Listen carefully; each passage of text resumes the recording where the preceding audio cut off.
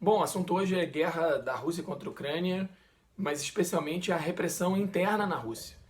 O Putin tem aumentado o controle sobre as forças de oposição dentro da Rússia e isso tem chamado muita atenção.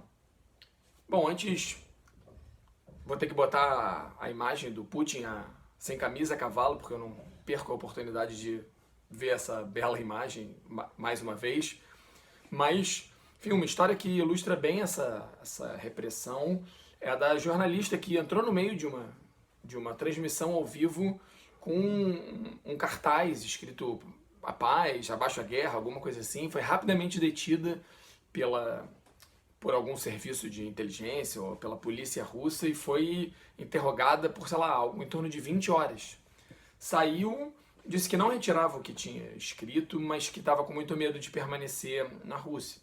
Isso lembrando que a imprensa russa já há muito tempo está quase toda, ou praticamente toda, sob o controle estatal e do Putin, todas sejam as redes de TV ou mesmo a imprensa escrita, e até a internet, eles têm um controle, né? Não tem Facebook lá, para que o Putin tenha mais controle sobre, enfim, as opiniões que circulam.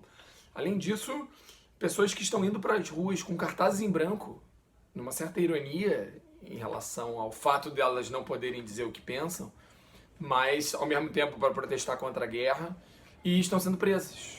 Você tem, sei lá, mais de 15 mil pessoas presas já na Rússia por conta desse assunto, sendo que a previsão de punição chega a quase 8 anos por ter sido contra a guerra. Além disso, o Putin proibiu que as pessoas usem a palavra guerra, porque disse que o que está acontecendo lá não é uma guerra, é sim uma operação militar especial. Ah, sim, agora ficou tudo bem mais claro, né? Mas o que mais me chamou a atenção e que eu quero falar aqui é sobre o discurso do Putin, né? Como o discurso do Putin acaba trazendo à tona aspectos do seu governo. Por um lado, ele tenta uma retomada com uma certa tradição do Império Russo. Ele tem todo um lado do discurso dele que remete ao Império Russo, ao czarismo, à ideia da mãe Rússia, de um grande império destinado a governar aquela região e as nações vizinhas. Ele está sempre falando disso, né, de um direito natural dos russos sobre a Ucrânia, por exemplo, como já tinha falado sobre a Crimeia, e fala de outras regiões. Isso era muito falado ali no século XVIII, XIX, sobretudo, e é uma coisa que ele vai retomando.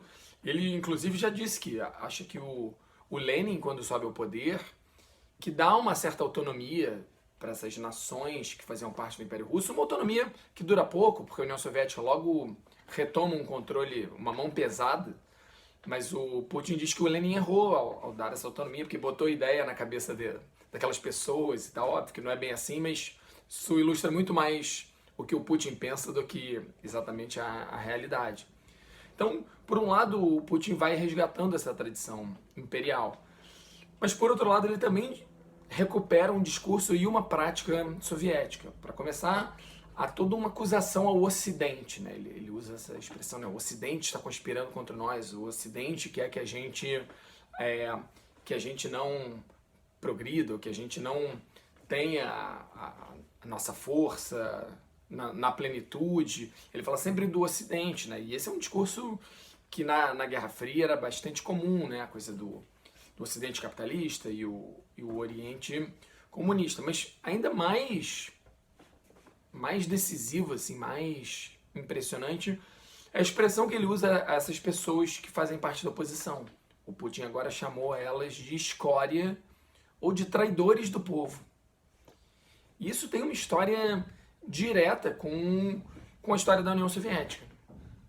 Desde que a União Soviética surgiu, desde o Lenin, e aí a gente faz um parêntese aqui, porque muito se fala que foi o Stalin que desvirtuou o caminho da União Soviética, e de fato o Stalin, enfim, é um ponto fora da curva, em termos de autoritarismo e tal, violência, mas os germes do autoritarismo estavam na União Soviética desde o início, desde o Lenin.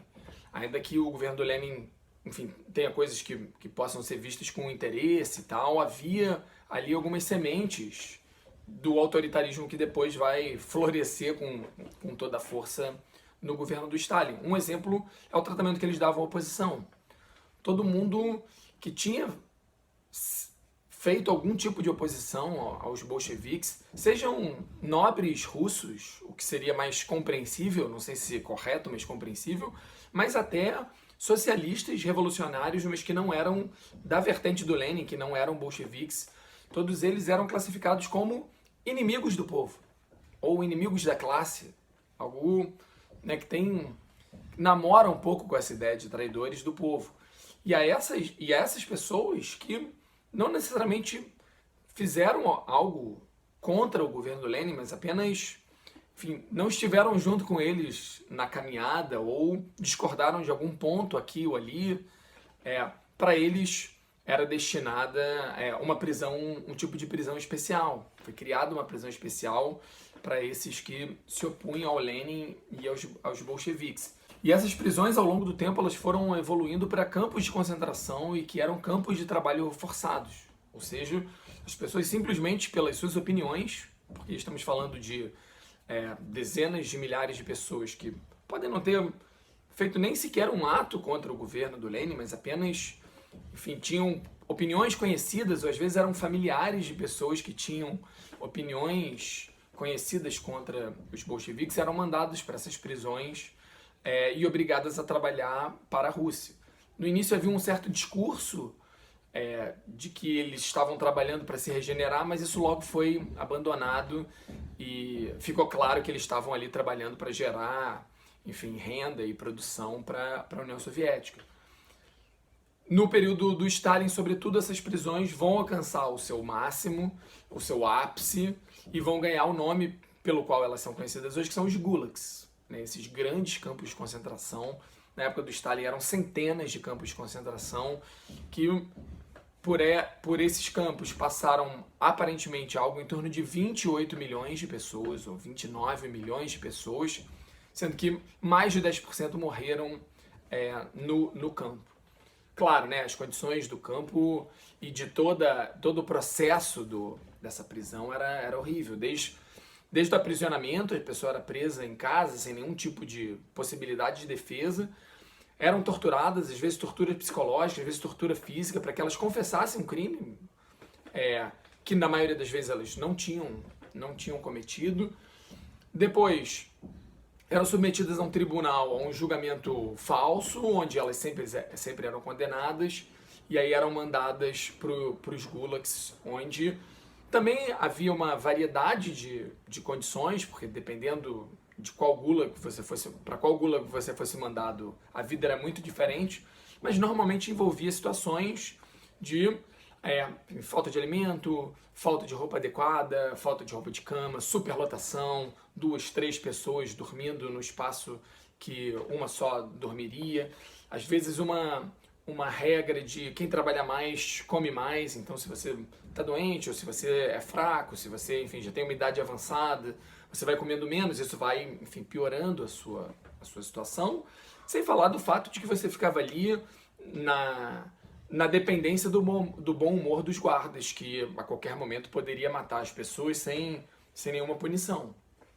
Não eram campos como os nazistas, não eram campos de extermínio como eram vários dos campos nazistas. No entanto, isso não alivia muito a situação para a União Soviética, porque eles estavam transformando milhões e milhões de pessoas em escravas para o bel prazer da economia russa. Construir rodovias, estrada de ferro, pontes, portos, muitas vezes obras mal planejadas, porque, enfim, não havia engenheiros suficientes ou pessoas capazes. Então, há obras que, assim que são feitas, têm que ser abandonadas porque foram mal produzidas, ou seja, você obriga as pessoas a trabalharem às vezes 20 horas seguidas para nada, uma coisa completamente insana.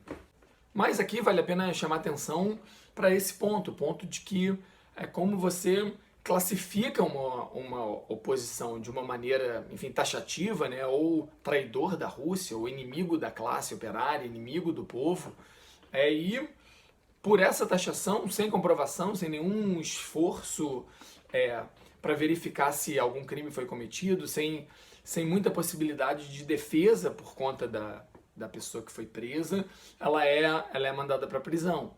Enfim, até onde a gente sabe, ou pelo menos até agora, o Putin não tem nada do tamanho ou no esquema dos campos de concentração do período soviético. No entanto, esse tipo de atitude, enfim, é muito criticável e certamente na população russa afeta mais, né? Eles têm aí uma memória histórica desse tipo de coisa que, enfim, deve dar um frio na espinha lá, muito mais do que a gente imagina.